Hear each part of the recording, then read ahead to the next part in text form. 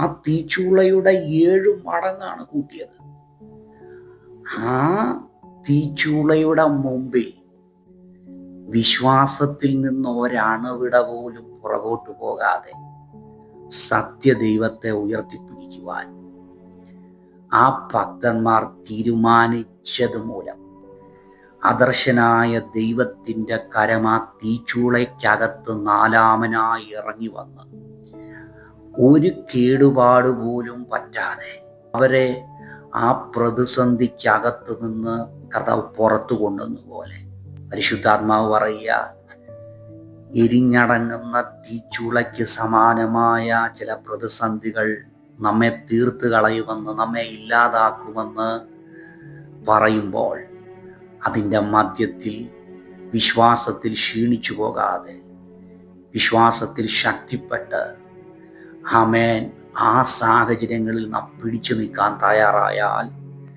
ദൈവത്തിൻ്റെ അത്ഭുത പ്രവൃത്തി നമ്മുടെ പ്രതിസന്ധിക്കകത്തിറങ്ങി വന്ന് ആ ശന്ദ്രക്കിനെയും മേശക്കിനെയും അഭേന്ദ്രഗോവിനെയും പുറത്തു കൊണ്ടുവന്ന് അവരുടെ ദൈവമാണ് ജീവനുള്ള ദൈവമെന്ന് മറ്റുള്ളവരുടെ മുമ്പിൽ വെളിപ്പെടത്തക്കവണ്ണം ദൈവത്തിൻ്റെ അത്ഭുത പ്രവൃത്തി, ദൈവത്തിൻ്റെ മഹത്വം അവിടെ വെളിപ്പെടുത്തിയതുപോലെ ആമേൻ നമ്മുടെ വിഷയത്തിന്മേലും വെളിപ്പെടുവാൻ കർത്താവ് ആഗ്രഹിക്കുന്നു. അതെ, ഈ അതികഠിനമായ എരിയുന്ന തീച്ചുള സമാനമായ വിഷയത്തിൻ്റെ നടുവിൽ വിശ്വാസത്തിൽ ക്ഷീണിച്ചു പോകാതെ പിടിച്ചു നിൽക്കുക. നമ്മുടെ തീച്ചുളയിൽ നാലാമനായി ഇറങ്ങി വന്ന് നമ്മുടെ ദൈവം ജീവനുള്ളവനാണെന്ന് തെളിയിക്കുവാൻ നമ്മുടെ വിഷയത്തിലൂടെ കർത്താവ് ആഗ്രഹിക്കുന്നു. ഈ തീയിൽ കൂടി നടന്നാലും വെന്തുപോകുകയില്ല, അഗ്നിജ്വാല നിന്നെ ദഹിപ്പിക്കുകയില്ല എന്നരുളി ചെയ്ത ദൈവം നമ്മുടെ വിഷയത്തിൽ ഇറങ്ങുന്നു.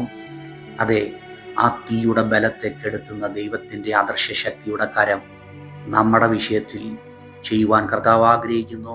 ധൈര്യത്തോടെ ആയിരിക്കുക, പ്രതീക്ഷയോടെ ആയിരിക്കുക. ഒരത്ഭുത പ്രവൃത്തി നമ്മുടെ വിഷയത്തിന്മേൽ കർത്താവ് ചെയ്യുന്നു. ഈ വചനങ്ങളാൽ കർത്താവ് നിങ്ങളെല്ലാവരെയും ധാരാളമായി അനുഗ്രഹിക്കട്ടെ.